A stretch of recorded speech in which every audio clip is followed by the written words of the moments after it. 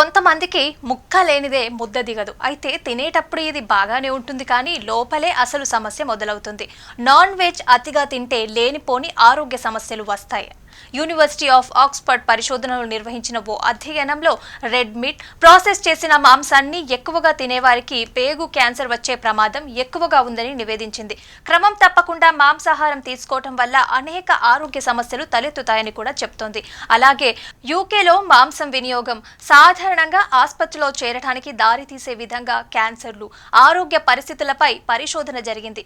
BMC మెడిసిన్లో ప్రచురించబడిన ఈ అధ్యయనం 8 సంవత్సరాలలో బ్రిటన్లో దాదాపుగా 4,75,000 మధ్య వయస్కుల ఆరోగ్య రికార్డులని పరిశీలించింది.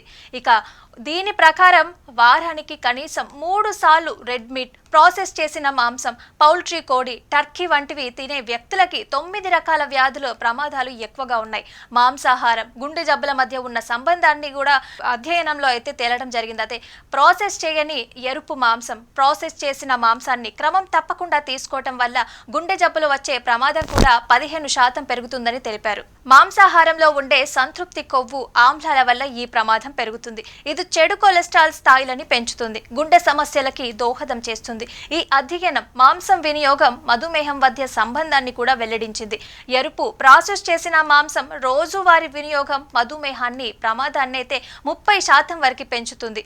ఆసక్తికరంగా అధిక బరువు, ఊబకాయం ఉన్న జనాభాలో మాంసాన్ని అధికంగా తినేవారు కూడా ఉన్నారు. క్రమం తప్పకుండా మాంసాహారం తీసుకోవటం వల్ల కలిగే ఆరోగ్య ప్రమాదాల గురించి అధ్యయనం చెప్తోంది. అదే సమయంలో నిపుణులు సమతుల్య ఆహారం ప్రాముఖ్యతని కూడా నొక్కి చెప్పడం జరుగుతోంది. మాంసం నిజానికి ఆరోగ్యకరమైన ఆహారంలో భాగం కావచ్చు, కానీ వాటిని మితంగా తీసుకోవటం వరకే చాలా మంచిది. రెడ్ మీట్, ప్రాసెస్ చేసిన మాంసాన్ని రోజుకు 70 గ్రాములకి పరిమితం చేయాలని సిఫార్సు చేస్తున్నారు. అయితే తృణధాన్యాలు, పండ్లు, కూరగాయలు అధికంగా ఉండే వివిధ రకాల ఆహారాన్ని తినడం మీద దృష్టి పెట్టడం ఆరోగ్యానికి చాలా మంచిదని నిపుణులు సలహా ఇస్తున్నారు. అలాగే సంతృప్తి, కొవ్వు, ఉప్పు, చక్కెర అధికంగా ఉన్న ఆహారాన్ని తీసుకోవడం కూడా తగ్గిస్తే ఆరోగ్యానికి చాలా మంచిది.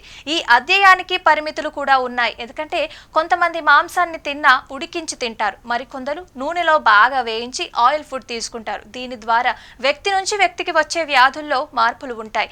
యూకేలోని మధ్య వయస్కుల వారిపై పరిశోధన జరిగింది. మొత్తానికి మాంసం వినియోగాన్ని అయితే తగ్గించడం ఆరోగ్యానికి మంచిది.